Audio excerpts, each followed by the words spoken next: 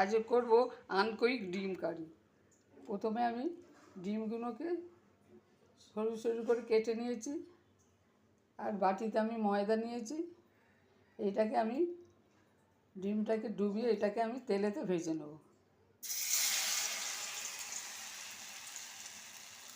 এবার ডিমের তেলেতে আমি দেবো গরম মশলা ফোড়ন।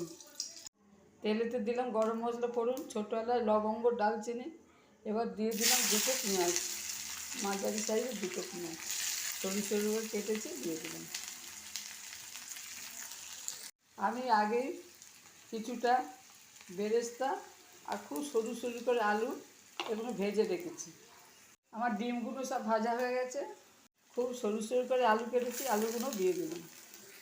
এবার এতে দেবো অল্প একটুখানি আদা আর রসুন বাটা, একদম অল্প একটুখানি, নামমাত্র।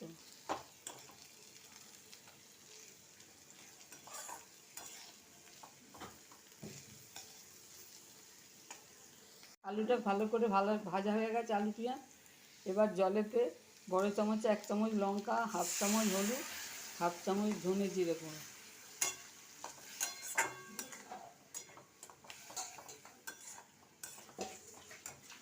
এবার দেবো একটু কসুরি মেথি, অল্প একটু জল দিলাম যাতে মশলাটা ধরে না যায়। এবার দেবো পরিমাণ মতো নুন, আর অ্যাডজাস্ট করে দেবো অল্প একটু চিনি। মশলাটা কষা হয়ে গেছে, এবার দিয়ে দেবো জল।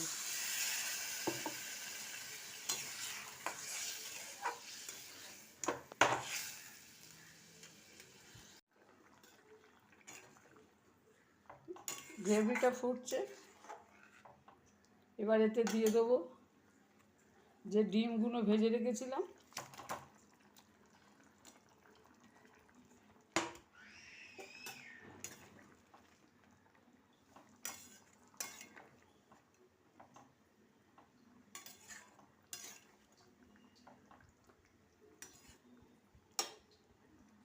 এবার একটুখানি চাপা দিয়ে দেবো। এটা ফুটছে, গায়ে গা মাখা হয়ে গেছে। রুটি পরোটা দিয়ে খাওয়ার জন্য একটুখানি হালকা গ্রেভি রাখতে। এবার এতে দিয়ে দিলাম বেরেস্তা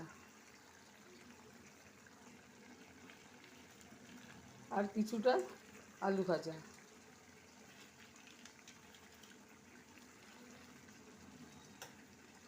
এবার এটাকে আমি নেড়ে নামিয়ে নেব।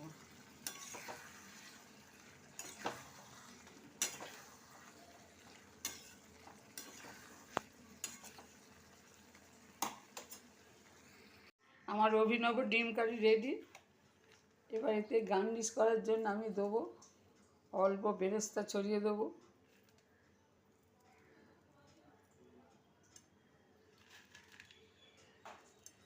অল্প আলু চিপস সরু সরু করে যে আলু কাটা ছড়িয়ে দিলাম।